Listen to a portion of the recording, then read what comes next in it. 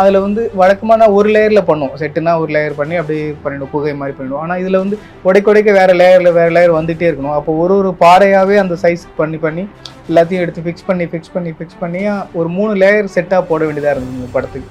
அது ஒரு பெரிய செட்டு. அது ஒரு 240 அடி லென்த்துக்கும் ஒரு 60 அடி ஹைட் உள்ள செட்டு அது. விக்ரம் சார், நீங்கள் சொல்கிறது விக்ரம் சார் வந்து கையில் வந்து மான் கொம்பு ஆயுதம் வச்சுருப்பார். ஒரு பெரிய ஸ்டிக் இருக்கும், அதில் எட்ஜில் வந்து ஒரு ஒத்தை மான் கொம்பு வச்சு அப்படி இருக்கும். அந்த கேங்கில் இருக்கிற இன்னொருத்தர் வந்து எருமை மாட்டோட அந்த கொம்பை மட்டும் வச்சு ஒரு ஆயுதம் இருக்கும். அப்போ எல்லாமே இருக்கிற லைவ் ப்ராப்ஸ் தான் வந்து ஆயுதமாக பயன்படுத்தினாங்க. இவர் கூட சரவணா சார் அவங்க அண்ணாச்சி அவங்க கூட ஒர்க் பண்ணும்போது அவர் ஹீரோவாக நடித்த விளம்பர படங்கள் எல்லாமே நான் தான் பண்ணேன். பெரிய பொருட்செலவு கிட்டத்தட்ட லெஜெண்டுக்கு 13 கோடி செட்டு போட்டிருப்போம்னு நினைக்கிறேன். டிக் பொறுத்த வரைக்கும் அப்படியே நம்ம கிட்டத்தட்ட நம்ம இந்திய சினிமாவிலே ஃபஸ்ட் டைம் அது வந்து நம்ம ட்ரை பண்ணோம். அதில் இருக்க ஒரு கேபிள்லேருந்து அதில் இருக்க ஒரு சுவிட்சஸ்லேருந்து எதுவுமே இல்லை, எதுவுமே ஒரு போலியாக இல்லாமல் எல்லாமே ஒரிஜினலாகவே நாங்கள் பண்ணோம். அதில் என்ன இருக்கும் ஸ்பேஸ்ஷிப்பில் அதை அப்படியே நம்ம இங்கே ரீக்ரியேட் பண்ணோம். அந்த ஸ்கேல் எவ்வளோ இருக்கும், அது வந்து எத்தனை லேயர் இருக்கும், இது வரைக்கும் அப்படியே முழுக்க அது செட்டுக்குள்ளே தான் நடக்கும். ஆனால் அது பேச்சுவாக்கில் எல்லாம் விஎஃப்எக்ஸில் பண்ணாங்கன்ற மாதிரி ஆயிடுச்சு. அதில் இப்போ எல்லோரும் செருப்பு இல்லாமல் தான் நடக்கணும். அப்போ நாங்கள் என்ன பண்ணுவோம்னா, எங்களால் முடிஞ்ச செட்டு போட்டோம்னா சரி நம்ம செட்டு போட்டோம் அப்படி போயிடுவோம் அப்படின்னு இருக்காமல் நாங்கள் என்ன பண்ணுவோம், நாங்கள் செட்டு போட மொத்த டீமுமே செருப்பு இல்லாமல் நடப்போம். செருப்பு இல்லாமல் நடந்து காலில் ஏதோ முள் குத்துச்சா இல்லை ஆணி ஏதாவது இருந்துச்சா அப்படின்னு நாங்கள் முதல்ல செக் பண்ணிப்போம். பாதரசம் கலந்து மிக்ஸ் பண்ணி அதை எடுத்தாங்கன்னா அப்போ தான் ஒரு சுத்தமான ஒரு தங்கம் வரும். அந்த தங்கத்துக்கு பேர் என்னவா இருக்கும்னு நினைக்கிறீங்க? வெளியில மொழியில் வாழ்ந்து கொண்டிருக்கையில் இருக்கும் என்னோட அன்பான வணக்கம். ஸோ இன்னைக்கு நம்ம கூட நேர்காணலில் யார் இணைஞ்சிருக்காங்கன்னு பார்த்தீங்கன்னா, தங்கலான் படத்தோடைய கலை இயக்குனர் எஸ் மூர்த்தி அவர்கள். அவங்களோட பேச போகிறோம், நிறைய விஷயம் பேச போகிறோம். அதுவும் முக்கியமாக தங்கலானை பற்றி நம்ம அதிகமாக கேட்க போகிறோம். ஸோ வாங்க இன்னைக்கு வந்து அவரை நிகழ்ச்சிக்கு வரவேற்போம். வணக்கம் சார். வணக்கம். எப்படி இருக்கீங்க? நல்லா இருக்கேன். சரி, அதுவும் ஆக்சுவலாக தங்கலான் படம் ட்ரைலர் பார்த்தோம். அந்த ட்ரைலர் பார்க்கும்போதே வந்து பெரிய ஒரு என்ன சொல்ல எதிர்பார்ப்பு அதிகமாக இருக்குன்னு சொல்லலாம். அதுவும் பீரியட் படம்னும் போது இதுக்கு வந்து ஆக்டர்ஸ் ஒரு சைடு கஷ்டப்பட்டுருந்தாலுமே, டைரக்ஷன் டீம் ஒரு கஷ்டப்பட்டுருந்தாலுமே, இந்த ஆர்ட் டிபார்ட்மெண்ட் சைடில் வந்து கஷ்டப்படுறது வந்து பெரிய ஒரு விஷயம். அதுவும் அந்த கலை வந்து அந்த இது கொண்டு வர விஷயம் ரொம்ப பெரிய விஷயம். ஸோ அதை பற்றி சொல்லுங்கள், அந்த படத்தோட எக்ஸ்பீரியன்ஸ் பற்றி சொல்லுங்கள். நிறைய கேட்க போகிறோம். அதுவும் முக்கியமாக வந்து இந்த பிளான் உங்களுக்கு எப்போ வந்தது, நீங்கள் எப்போ இந்த படத்தோட ப்ரீ ப்ரொடக்ஷன் ஸ்டார்ட் பண்ணீங்க, ஸோ அதுக்கான என்னென்ன ஃபீல்டு ஒர்க் பண்ணியிருந்தீங்க? தங்கலானுக்காக கிட்டத்தட்ட ஒரு படம் ஆரம்பிக்கிறதுக்கு முன்னாடி ஒரு 6 மாதம் வந்து அதுக்கான ஒர்க் போயிட்டு இருந்தது. இப்போது ஒரு குடிசை வேணும்னா ஃபுல்லாகவே 18ஆம் நூற்றாண்டு இறுதியில் நடக்கிற மாதிரி தான் கதை ஃபுல்லாகவே போயிட்டு இருக்கும். அப்போ எல்லாமே பனை ஓலை குடிசைகள் தான் இருந்தது. அப்போ பனை ஓலை மரங்கள் எங்கே இருக்கணும் அதிகபட்சமாக தேடி திண்டிவனம் சைடில் அஜித்னு ஒரு தம்பி இருந்தாங்க. இப்போ அவர் மூலிமா அங்கே இருக்க பனை ஓலைகள்லாம் எல்லாத்தையும் கலெக்ட் பண்ணி அதை பதப்படுத்தி அதை வந்து படிய வச்சு அப்புறமா தான் எடுத்தாந்து நம்ம அது ஓலை வீடுகளாக போட முடியும். அப்போது அது ஓலை வீடுகள் போடுற அளவுக்கு இப்போ ஆட்களே இப்போ இல்லை. அப்போ அவங்கள தேடுறோம். இப்போ அவங்கள தேடி மறுபடியும் திண்டிவனம் சைட்லேருந்து இப்போ அதுக்குன்னு ப்ராப்பராக அந்த குடிசை போடுறவங்களே கூப்பிட்டு வந்து இங்கே ஃபுல்லாக தங்கலான் வாழ்கிற அந்த பகுதியோட குடிசைகள் எல்லாமே அவங்கள வச்சு தான் போடப்பட்டது. Okay sir. ஸோ அது முக்கியமாக வந்து தங்கலானில் ஃபுல்லாக அவுட்டோர் ஷூட்டுன்னு நம்ம சொல்லணும். ஏன்னா பார்க்கும்போது தெரியுது, அதுவும் ஒரு பீரியட் படம்னும் போது அந்த கேஜிஎஃப்ல இருந்த நிறைய விஷயத்த பண்ணியிருப்பீங்க. அதுவும் முக்கியமாக நீங்கள் செட்டு போடும்போது இந்த கிளைமேட் சேஞ்ச்லாம் நிறைய நடக்கும்ல சார். திடீர்னு மழை வந்துடுச்சுன்னு வச்சுக்கோங்க, நீங்கள் போட்ட செட்டு வந்து பாதி விஷயம் சேஞ்ச் பண்ணுற மாதிரி ஆகும், நிறைய டிஃபிகல்ட்ஸ்லாம் இருக்கும்ல சார். ஸோ அந்த மாதிரி டைமில் நீங்கள் என்ன சார் எப்படி இருந்தது உங்களுக்கு அந்த நேரத்தில்? கேஜிஎஃப் கிளைமேட் பொறுத்த வரைக்கும் பகலில் அதிகபட்சமாக வெயில் இருக்கும், இரவில் அப்படியே டோட்டலாக ஆப்போசிட்டாக இருக்கும். அதிகபட்ச பனி இருக்கும், அதிகபட்சமான மழை இருக்கும். இப்போது பகலில் ஷூட் பண்ணி முடிச்சுட்டு அடுத்த நாள் செட்டப் இப்போது நைட்டில் சேஞ்ச் பண்ணணும். ஒரு நாளும் அந்த லேண்ட்ஸ்கேப்பை வந்து கொஞ்சம் கொஞ்சமாக தோண்டி இது பண்ணும். இப்போ நைட்டில் வந்து இப்போ அதுக்கான ஒர்க் போயிட்டுருக்கோம். ஒரு 4 ஜேசிபி வச்சு ஒர்க் பண்ணிகிட்டே இருப்போம். திடீர்னு செம்ம மழை வந்துச்சுன்னா அதிகபட்சமான மழையாக இருக்கும். வந்து நம்ம போய் தங்குறதுக்கோ ஒதுங்கிறதுக்கு கூட இடம் இருக்காது. அப்போ ஜேசிபி உள்ளே தான் உட்காந்துருக்கணும். ஜேசிபி அதை விட்டு வெளியிலேயும் வர முடியாது, ஜேசிபிலேயே உட்காந்துருக்கணும்.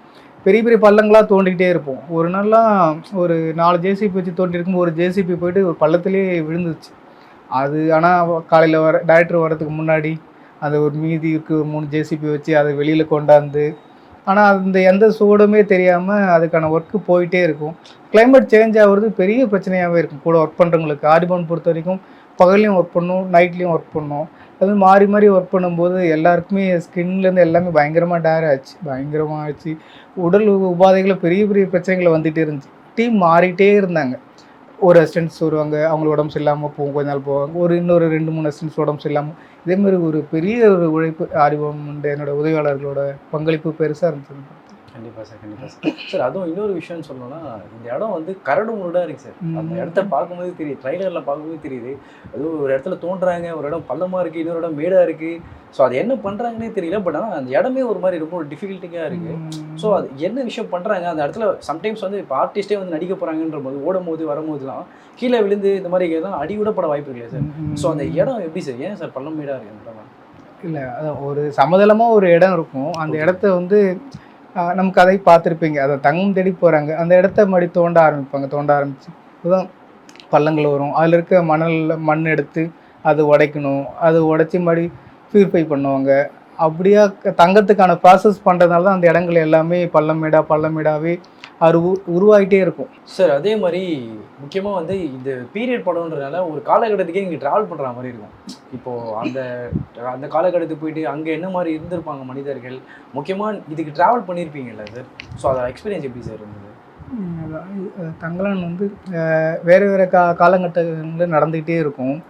அப்போது ஒரு 9ஆம் நூற்றாண்டில் ஒரு கதை நடக்கும்போது அதில் என்ன மாதிரி அவங்க வந்து கருவிகள்லாம் யூஸ் பண்ணாங்க, சண்டை போடுறதுக்கு அவங்க என்ன மாதிரி பண்ணாங்க. இப்போது தங்கம் தேடுறதாங்கன்னா அது என்ன மாதிரி பொருள் வச்சு அது தேடினாங்க, அது சலிக்கிறத எதை வச்சு பண்ணாங்க.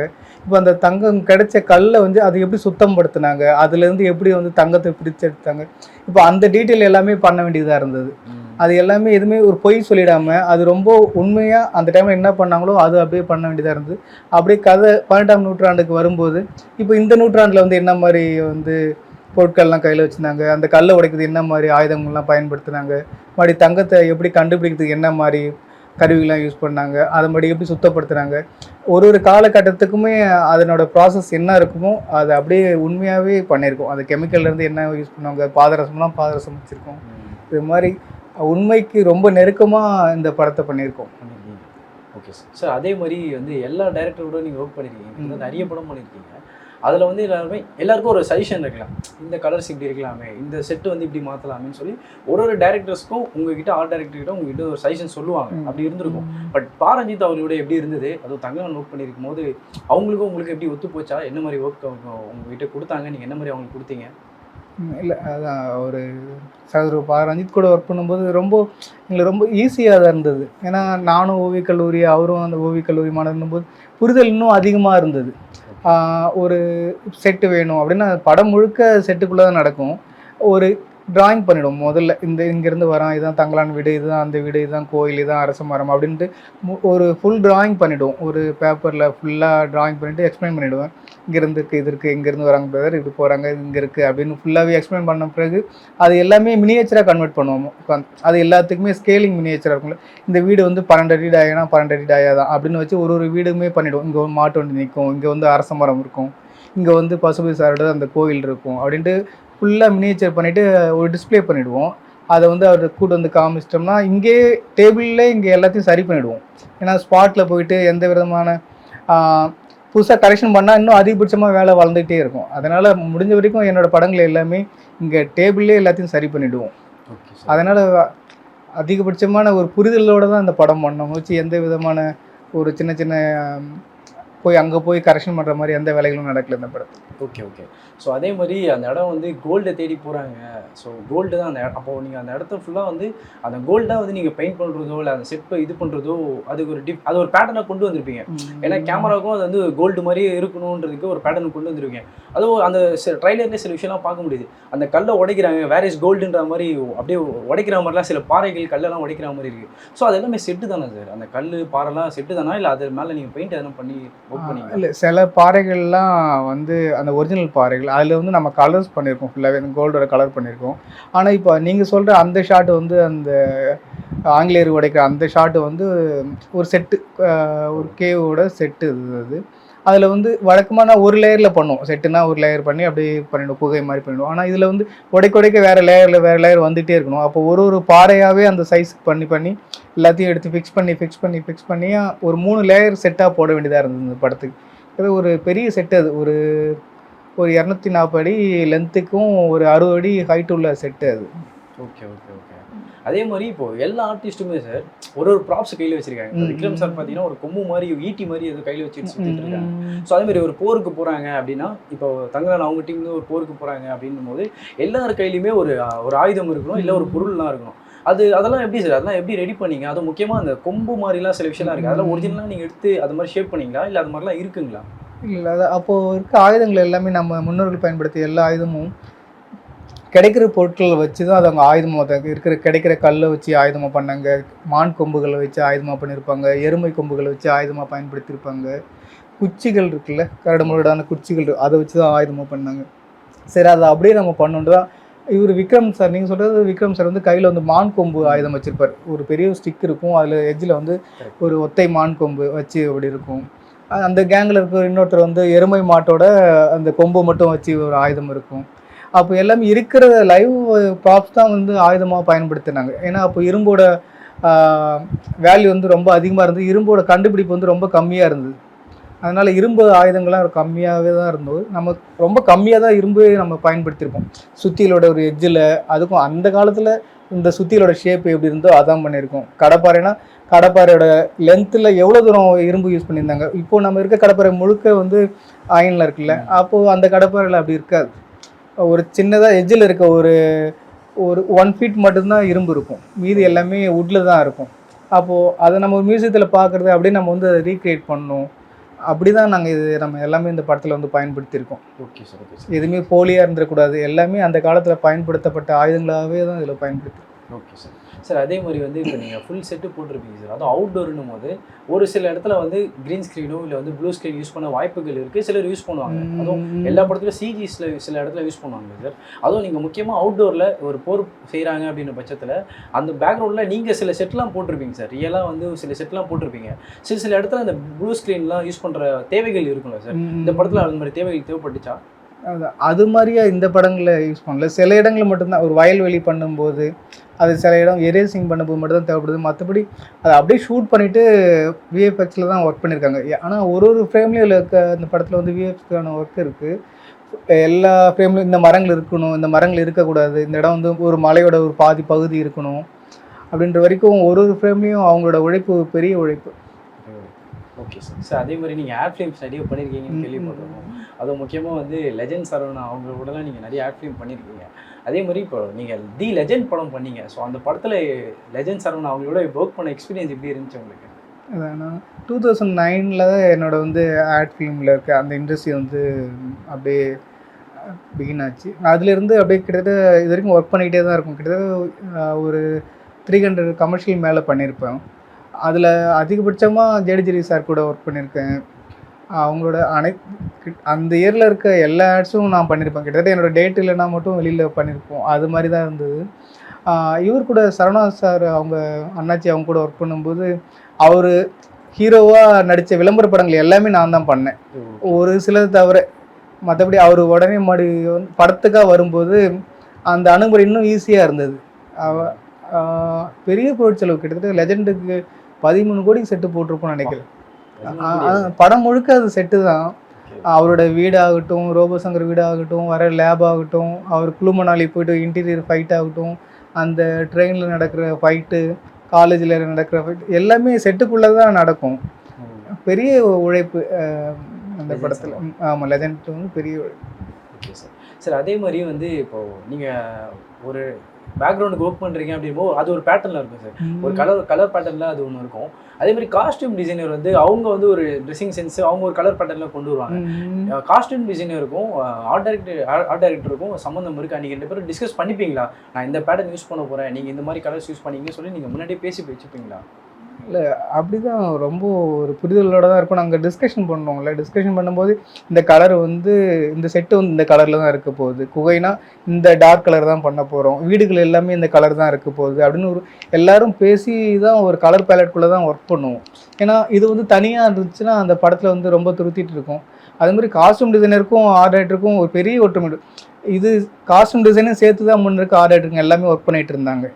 எம்ஜிஆர் சார் எம்ஜிஆர் ஒரு படத்துலேருந்து சிவாஜி படங்கள்லேருந்து எல்லாமே ஒரு காஸ்டியூம் டிசைன்ஸ் எல்லாமே ஆர்ட் டைரக்டரால் வரையப்பட்டது தான். சார் அதே மாதிரி முக்கியமாக சொல்லணும்னா நீங்கள் ஒரு ஃபைன் ஆர்ட்ஸ் ஸ்டூடெண்ட் சொன்னீங்க, ஃபைன் ஆர்ட்ஸ் காலேஜில் படிச்சிருக்கீங்கன்னு சொன்னீங்க.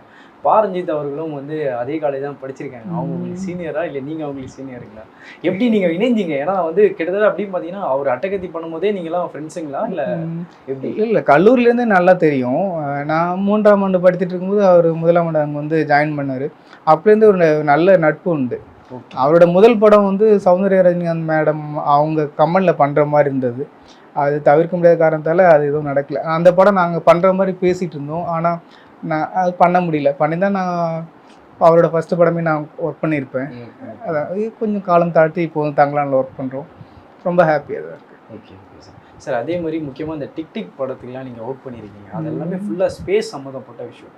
ஸோ அது டோட்டலாகவே நீங்கள் வந்து அது இண்டோராக இருந்தாலுமே அதுக்கு நீங்கள் ஒர்க் பண்ணது ரொம்ப ஒரு பெரிய விஷயமா இருக்கும். லைட்டிங் இந்த மாதிரி விஷயத்துக்கெலாம் தாண்டி நீங்கள் ஒரு செட்டு போட்டிருப்பீங்களே சார், அதுக்கு ஒர்க் பண்ணியிருப்பீங்களே, அதோட எக்ஸ்பீரியன்ஸ் எப்படி சார் இருந்துச்சு?